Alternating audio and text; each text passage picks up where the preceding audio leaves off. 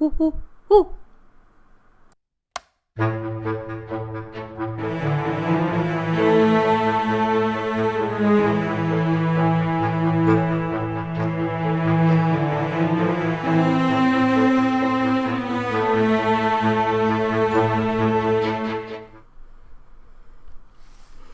Good day, my younglings.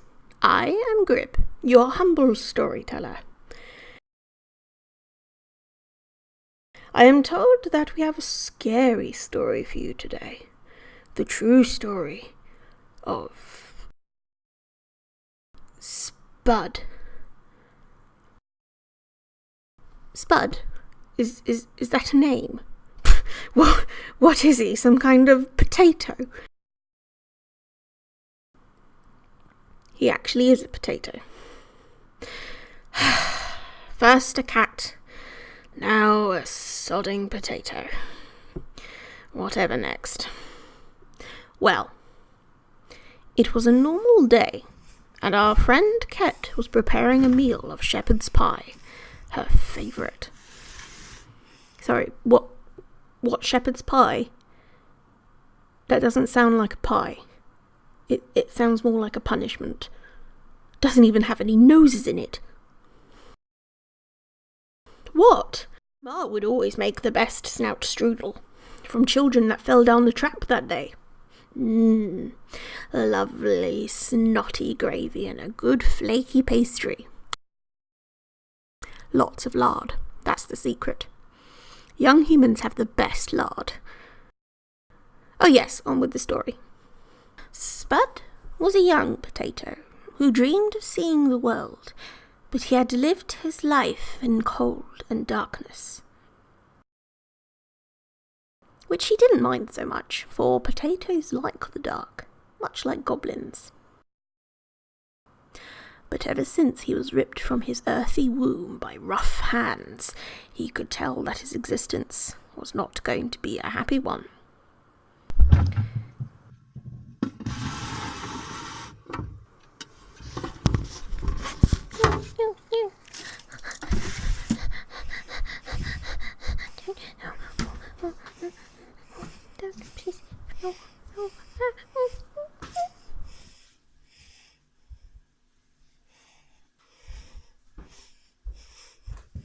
He looked around while the giantess was in the cupboard.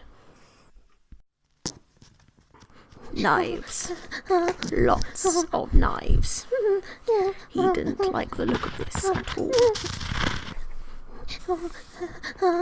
He had to escape. Now was his chance. He shuffled to the edge of the worktop, took a deep breath, and leaped.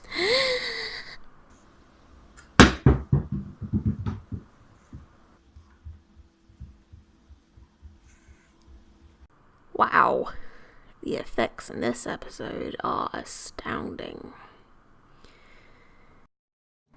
He picked himself up and took one last look at the horrible scene. He jumped with fright as he saw the giantess was coming out of the cupboard. He must flee. He made his way across the floor to the stairs, and with all his might jumped up the staircase. It's not easy for a potato to jump, you know.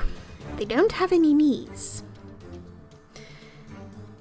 Ket noticed that her potato was missing, and heard a strange thump on the stairs. Was she being burgled? What a ridiculous notion. But she had to go investigate.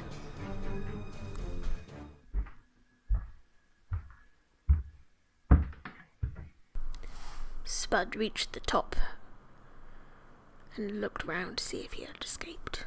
No! She was coming! Quick! Hide, Spud! He rolled under the chair and hoped that he would not be seen. He could hear his impending doom getting closer and closer. Oh, what was to become of him? But Spud was not a clever tuber, and Ket walked in and could clearly see him under the chair. Reached down and picked it up.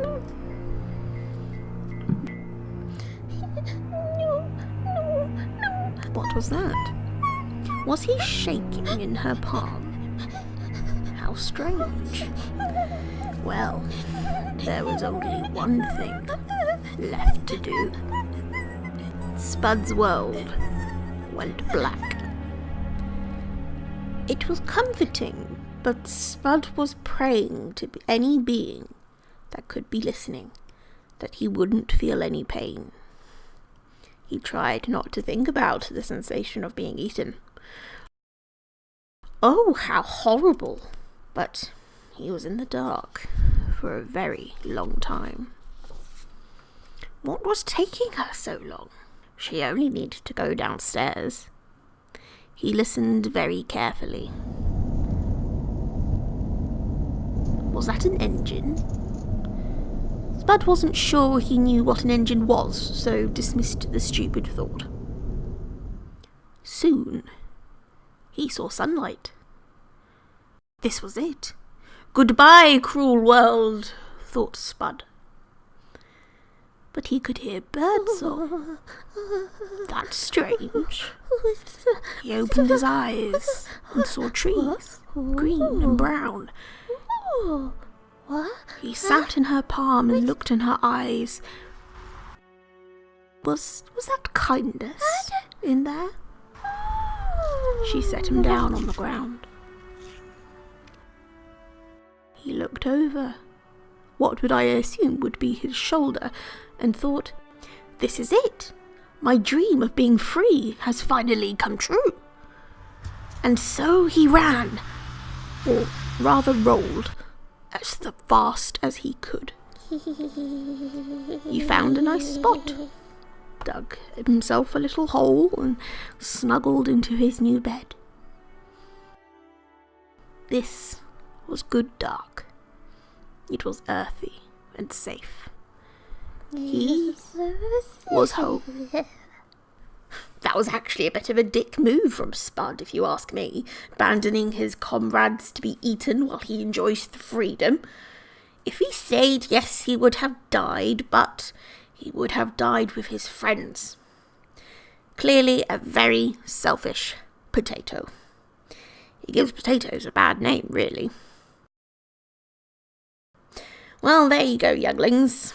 Always remember to run away like a coward, and abandon those who love you, and literally bury your head in the proverbial sand, so you can live alone in the dark, like Spud. Until next time. Well, I suppose that was a better display than last week, but the story was a bit pointless in my opinion. I applaud your effort with the animation, but it was a bit crap. Hopefully, if more people click subscribe and donate to the Patreon, we'll get a decent show. I was promised a decent show, you know. In the meantime, can you get in touch with my ma to see if I can get some snout strudel? I do miss her cooking. Yes, she's in the phone book. Yes, you can just... yeah, she'll be there. Yeah, that'd be great.